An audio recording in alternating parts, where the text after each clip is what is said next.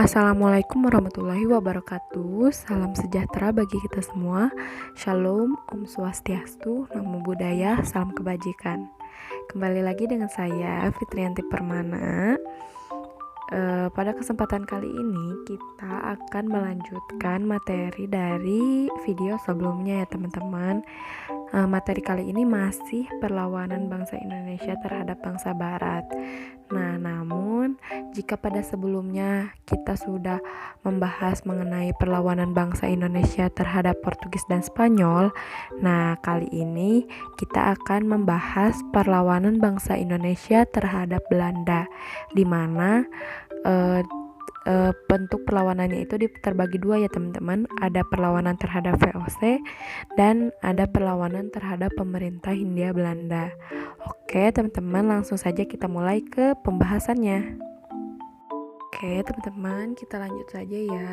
Yang pertama kita akan membahas mengenai latar belakang kedatangan Belanda ke Indonesia gitu ya. Seperti dari yang sudah kita pelajari di minggu sebelumnya ya, yang kita pelajari itu melulu tentang peperangan terus. Nah, apakah itu berarti bahwa bangsa kita gemar berperang? Nah, ayo siapa yang bisa jawab? Tentu tidak ya jawabannya. Bukan berarti bangsa kita yang gemar berperang gitu, tapi para pendahulu kita itu berperang karena ingin memerangi keserakahan bangsa Barat yang ingin menguasai bumi kita tercinta Indonesia gitu. Kan bangsa Barat itu waktu itu selalu melakukan monopoli perdagangan sebagai langkah awal dalam mencengkeram kekuasaannya. Nah, monopoli perdagangan, kerja paksa, penarikan pajak, sewa tanah, dan tanam paksa menimbulkan banyak kerugian dan membuat sengsara rakyat Indonesia. Nah, tentu rakyat Indonesia itu tidak tahan lagi. Nah, rakyat Indonesia kemudian melakukan perlawanan untuk memperjuangkan martabat dan kemerdekaannya. Dari seluruh penjuru tanah air timbullah perlawanan terhadap VOC. Nah, namun teman-teman tahu gak sih latar belakang kenapa Belanda itu melalui kongsi dagangnya memonopoli gitu datang ke Indonesia. Nah, sekarang kita akan bahas nih bagaimana latar belakang kedatangan dari bangsa Belanda ke Indonesia. Oke teman-teman, kita akan membahas latar belakang kedatangan Belanda ke Indonesia ya. Jadi teman-teman, sebetulnya di abad ke-16 itu wilayah-wilayah Belanda itu sebenarnya berada di bawah kekuasaan kerajaan Spanyol. Jadi sejak sebelum abad ke-16, Belanda itu merupakan pedagang perantara atau pengecer rempah-rempah ya teman-teman. Jadi Belanda itu membeli komoditi dagangnya dari pelabuhan Lisabon milik Portugis yang berteman baik dengan Spanyol.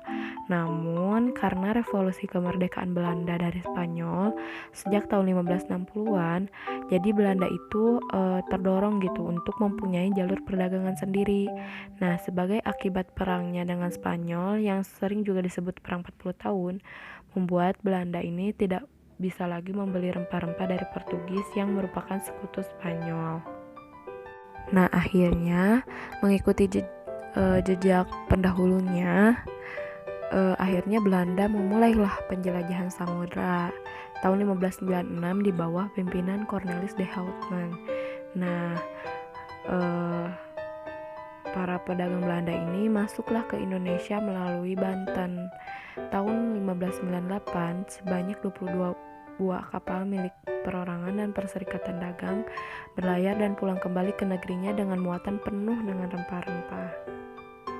Nah, dengan keuntungan yang berlimpah dari hasil perdagangannya, mulailah si Belanda ini punya sifat serakah gitu untuk menguasai negeri yang kaya ini. Nah, sejak itulah penjajahan Belanda di Indonesia dimulai dengan pembentukan kongsi dagang VOC yang bertujuan menghilangkan persaingan di antara sesama pedagang Belanda di Indonesia agar bisa bersaing dengan pedagang Eropa lain yang ada di Indonesia, sehingga bisa menguasai perdagangan di Indonesia dengan menerapkan prinsip-prinsip monopoli perdagangan.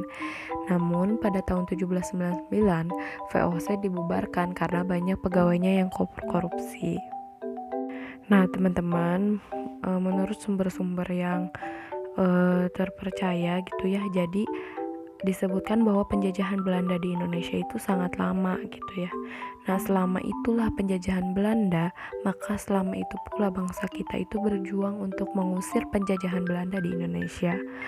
Maka untuk memudahkan teman-teman gitu untuk memahami mengenai perjuangan Belanda dalam kurun waktu yang panjang itu, jadi kita akan membagi 2 periode dalam perjuangan bangsa Indonesia dalam menghadapi Belanda itu. Nah, periode pertama, periode sebelum abad 19 untuk menghadapi VOC yang dibubarkan pada akhir abad 18. Nah, periode kedua setelah abad 19 dalam menghadapi Hindia Belanda. Teman-teman, yang pertama yang akan kita bahas yaitu bentuk perlawanan Sultan Nuku, sang ahli strategi perang. Jadi Sultan Nuku ini berasal dari Kepulauan Maluku. Nah, berbicara tentang Kepulauan Maluku pada saat itu, tentu pepatah yang paling tepat untuk menggambarkan situasi Kepulauan Maluku yaitu keluar mulut buaya masuk mulut harimau. Jadi Kepulauan Maluku itu sudah susah payah keluar dari keserakahan Portugis, namun harus berjuang mati-matian untuk melawan keserakahan VOC. Nah, jadi teman-teman, VOC itu menerapkan pelayaran hongi dan hak ekstirpasi gitu. Teman-teman masih ingat kan dengan 2 hal tersebut? Jadi tentu 2 hal tersebut itu sangat merugikan rakyat Maluku gitu. Nah, karena VOC itu sudah sangat memberatkan rakyat Maluku, jadi terjadilah perlawanan kecil dari rakyat Maluku gitu. Nah, tahun 1680 ini VOC memaksa Tidore untuk menandatangani traktat tahun 1780 yang berisi penurunan status kerajaan Tidore dari daerah sekutu menjadi daerah vasal. Nah, VOC ini itu terlalu ikut campur gitu dalam urusan intern dari kerajaan Tidore gitu.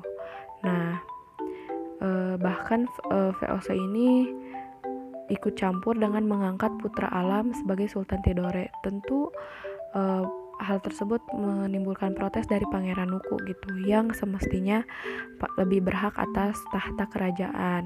Nah, sementara ayah dari Pangeran Nuku diasingkan oleh VOC karena menolak bekerja sama dengan VOC. Akhirnya Pangeran Nuku pun melakukan perlawanan kepada VOC. Nah, dalam menghadapi Belanda, Sultan Nuku punya siasat yang jitu. Dia meniru siasat yang sering digunakan oleh Belanda sendiri, yaitu siasat divide et impera. Jadi Sultan Nuku juga menjalankan siasat pecah belah. Sultan Nuku mempengaruhi orang-orang Inggris agar mengusir orang-orang Belanda. Nah, setelah berhasil, Sultan Nuku segera menggempur orang-orang Inggris. Nah, cara ini berhasil sehingga pasukan Nuku ini semakin kuat setelah mendapat berbagai perlengkapan perang dari Inggris.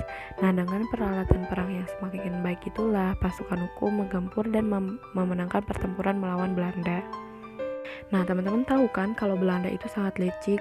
Nah, mendapati kekalahannya, pemerintah VOC mengajukan tawaran berunding dengan Nuku Muhammad Amiruddin. Nah, Belanda menawarkan kekuasaan kepada Nuku jika bersedia berunding dengan Sultan Kamaluddin. Nuku menolak secara tegas siasat Belanda dan semakin menggiatkan serangan pasukannya terhadap pasukan Belanda yang dibantu pasukan Kesultanan Tidore yang setia. Sultan Nuku terus menggempur kekuatan Belanda di Ternate hingga tahun 1801. Nah, pada tahun tersebut Ternate dapat dibebaskan dari cengkeraman Belanda. Kehebatannya sebagai panglima perang yang bukan saja berhasil menghindari musuh, tapi bahkan dia bisa mengalahkannya, membuatnya dijuluki Lord of Fortune oleh Inggris. Nah, selanjutnya ada perlawanan Sultan Agung. Nah, teman-teman pasti tahu kan dengan tokoh ini gitu. Sultan Agung itu merupakan raja yang paling terkenal dari kerajaan Mataram gitu. Jadi dia itu mempunyai cita-cita menyatukan seluruh tanah Jawa di bawah panji-panji Mataram dan mengusir kekuasaan asing dari bumi Mataram. Nah, kenapa sih Sultan Agung ini ingin menyingkirkan VOC gitu? Karena kehadiran kompeni Belanda di Jawa ini dianggap dapat membahayakan kesatuan negara, yang mana VOC ini pada saat itu melakukan monopoli, menghalangi kapal-kapal dagang, dan tidak mengakui kedaulatan Mataram. Akhirnya tahun 1626 Sultan Agung mempersiapkan pasukan gitu dengan tanda menutup hampir seluruh pantai Jawa atas perintah Tumenggung Bauraksa. Nah, tahun 1628 Tumenggung Bauraksa tibalah di pelabuhan Batavia gitu. Nah, akhirnya terjadilah perang gitu yang sengit antara pasukan Mataram melawan tentara VOC di berbagai tempat. Namun kekuatan VOC yang dengan senjatanya yang jauh lebih unggul dapat memukul mundur semua lini kekuatan pasukan Mataram.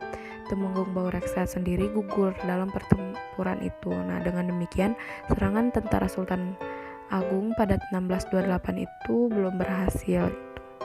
Nah, dengan mengandalkan persenjataan yang lebih baik dan lengkap, akhirnya VOC dapat menghentikan serangan-serangan dari pasukan Mataram. Nah, pasukan Mataram pun semakin melemah dan akhirnya ditarik mundur kembali ke Mataram. Dengan demikian, serangan Sultan Agung yang kedua ini juga mengalami kekalahan. Selanjutnya yang akan kita pelajari ada perlawanan Banten. Jadi teman-teman, Banten itu merupakan kota pelabuhan yang pesat gitu perkembangannya ya, sehingga menarik keinginan VOC untuk menguasainya. Jadi VOC itu melakukan cara kotor dengan memblokade kapal-kapal Cina dan juga kapal yang datang dari Maluku yang akan masuk ke Banten. Karena sering mendapat pertentangan dari rakyat Banten, Belanda kemudian membangun kotak pelabuhan di Sunda Kelapa atau Jayakarta. Nah, pelabuhan itu kemudian dinamakan Batavia oleh Belanda pada tahun 1619 Masehi. Nah, sejak saat itu terjadilah perebutan posisi sebagai bandar perdagangan internasional antara Banten dan VOC. Nah, Sultan Ageng Tirtayasa ketika naik tahta pada tahun 1651 tidak diam dong melihat apa yang dilakukan oleh Belanda. Nah, Sultan Ageng kemudian melakukan beberapa langkah untuk menarik perhatian terhadap Banten gitu. Nah, Sultan Ageng pada saat itu mengundang para pedagang dari Inggris, Prancis, Denmark, dan Portugis untuk ikut melakukan perdagangan di Banten. Kemudian Sultan Ageng juga memperluas hubungan perdagangan dengan Cina, India, dan Persia. Nah, Sultan Ageng juga mengirimkan kapal-kapal untuk mengganggu armada VOC serta membangun saluran irigasi dari Sungai Ujung Jawa hingga ke Pontang sebagai persiapan untuk lalu lintas suplai ketika terjadi perang dan juga untuk mengaliri padi.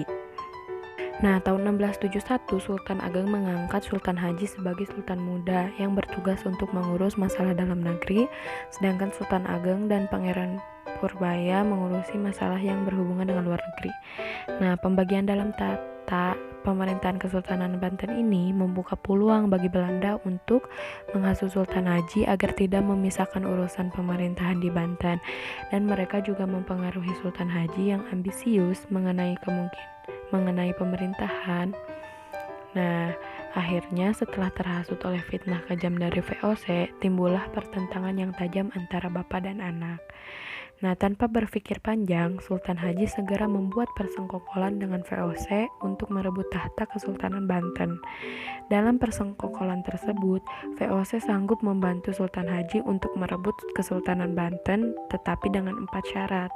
Antara lain, Banten harus menyerahkan Cirebon, monopoli lada di Banten, Banten harus membayar 600.000 ringgit, dan pasukan Banten yang menguasai daerah pantai dan pedalaman Priangan secara ditarik kembali. Dengan perjanjian tersebut, tahun 1681 atas nama Sultan Haji, VOC dapat merebut Banten dan menjadikan Sultan Haji sebagai raja di Istana Surosowan. Nah, tindakan Sultan Haji ini menimbulkan reaksi dari rakyat Banten dan tidak mengakuinya sebagai sultan. Rakyat Banten memilih berperang melawan VOC serta Sultan Haji demi kesetiaan mereka kepada Sultan Ageng Tirtayasa. Bersama pasukan dan rakyat yang masih setia kepada Sultan Ageng Tirtayasa, nah mereka merebut kembalilah Kesultanan Banten dari Sultan Haji yang didukung oleh VOC. Tahun 1682, pasukan Sultan Ageng berhasil mengepung Istana Surosowan. Nah, Sultan Haji terdesak dan segera meminta bantuan tentara VOC. Datanglah bantuan tentara VOC di bawah pimpinan Francois Stek. Pasukan Sultan Ageng Tirtayasa dapat dipukul mundur dan terdesak hingga ke benteng Tirtayasa. Nah, sejak saat itu, ia diburu VOC agar mau menyatakan diri takluk kepada kekuasaan VOC dalam sejarah Perang Banten. Sultan Ageng beserta anaknya dan menantunya mengamankan diri dan mendirikan markas di Lebak atau yang sekarang dikenal sebagai Rangkas Bitung. Sultan Ageng melancarkan pertempuran dengan Belanda selama setahun, namun sering menderita kerugian hingga Syekh Yusuf tertangkap. Akhirnya tahun 1683, Sultan Ageng Tirtayasa dengan tipu muslihat VOC dapat ditangkap dan ditawan di Batavia. Kemudian menyerah kepada Belanda dan ditawan di Batavia hingga akhir hayatnya tahun 1692. Dan Syekh Yusuf dibuang ke Ceylon. Selanjutnya ada perlawanan rakyat Makassar. Jadi di Makassar ini terdapat beberapa kesultanan, yaitu ada Goa, Talo, Bone, Sopeng, Wajo, dan Sinderek. Nah, kesultanan yang ada di antaranya yaitu Kesultanan Goa dan Talo. Keduanya membentuk persekutuan tahun 1528 sehingga melahirkan Kesultanan Goa Talo atau Kesultanan Makassar.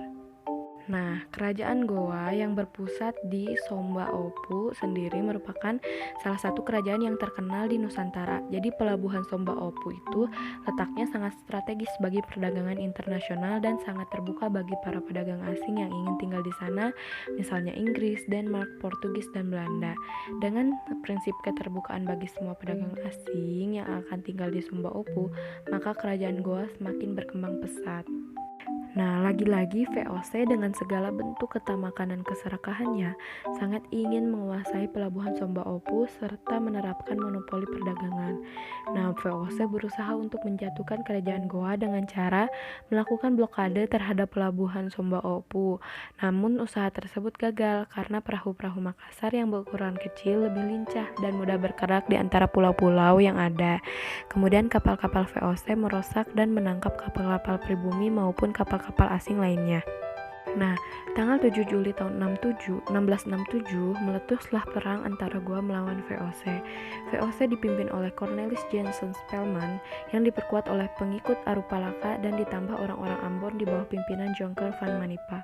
Karena kekuatan VOC yang lebih besar dibanding kekuatan Goa, begitu pula dengan persenjataan yang lebih modern, akhirnya VOC berhasil mendesak pasukan Goa di bawah Sultan Hasanuddin.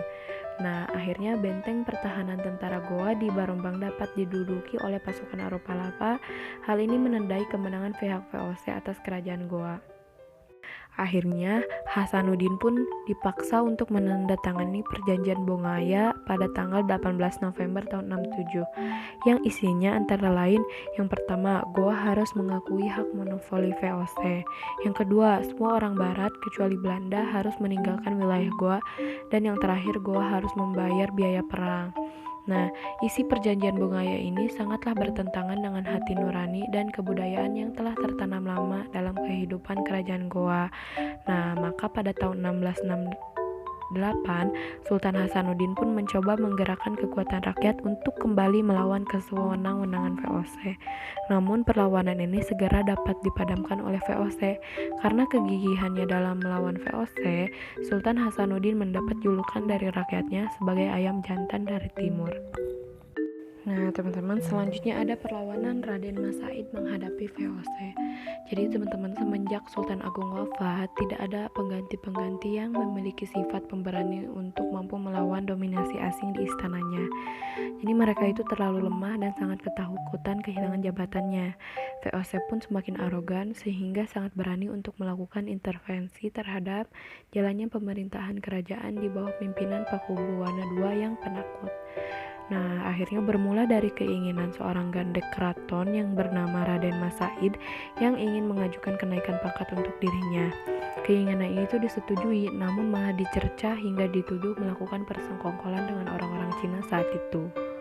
Nah, merasa dihina dan direndahkan, Raden Mas Said keluar dari keraton dan menyusun kekuatan bersama para pengikutnya untuk melakukan perlawanan kepada istana yang telah banyak terhasut oleh VOC. Nah, perlawanan yang dilakukan oleh Raden Mas Said ini tidak bisa dibilang remeh. Pakubuwono pun